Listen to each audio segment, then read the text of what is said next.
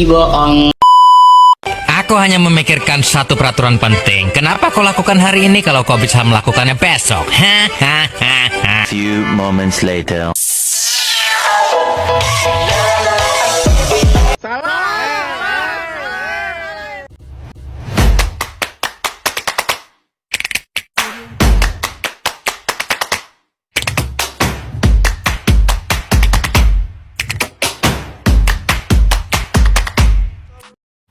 Assalamualaikum warahmatullahi wabarakatuh.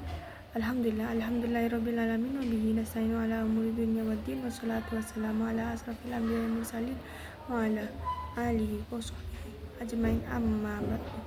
Yang terhormat pemangku pondok pesantren Nazatul Kiai Haji Nur Chan Syakir dan Nyai Haji Nur Chan Syakir dan Kiai Muhammad bin Muafi beserta keluarganya alladzi sami'na wa ata'na. Kedua kalinya, pertama-tama mari kita panjatkan puja dan puji dan syukur kita kepada Ilahi Robbi yang benar yang berkat beliau kita bisa berkumpul di tempat yang penuh berkah ini. Kedua kalinya mari kita selawat serta salam tetap tercurah limpahkan kepada junjungan Nabi kita, Nabi akbar kita, Nabi Muhammad SAW.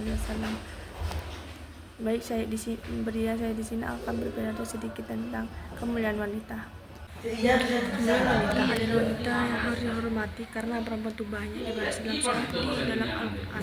Bahkan dalam Al-Quran ayat 228 seperti kata Ustadzku dari sahabat Muhammad Syekh, laki-laki cuma satu derajat lebih tinggi saja dari perempuan. Perempuan diibaratkan sebagai mutiara yang harus dijaga. Ada juga yang dibilang bak daun putri malu. Saat disentuh akan mengucuk atau mau sangat dicabut, kita sangat keras dan berduri. Maka perempuan itu kuat.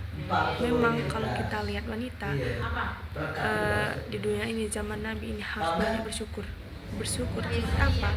Karena memang diangkat Allah Subhanahu wa taala derajat mereka.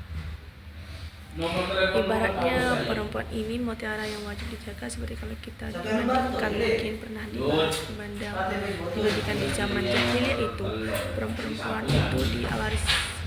Artinya ketika suami meninggal dan meninggalkan istri, maka istri ini sudah tidak bisa berbuat apa-apa.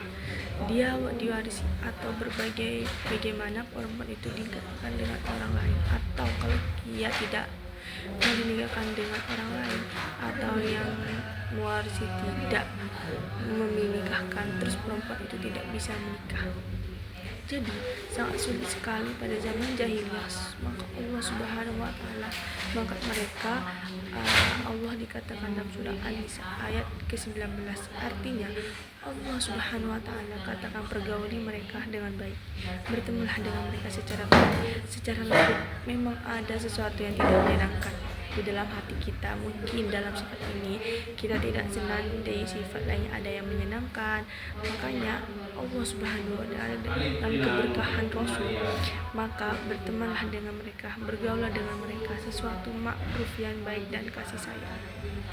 Bahkan dalam surah An-Nahl 72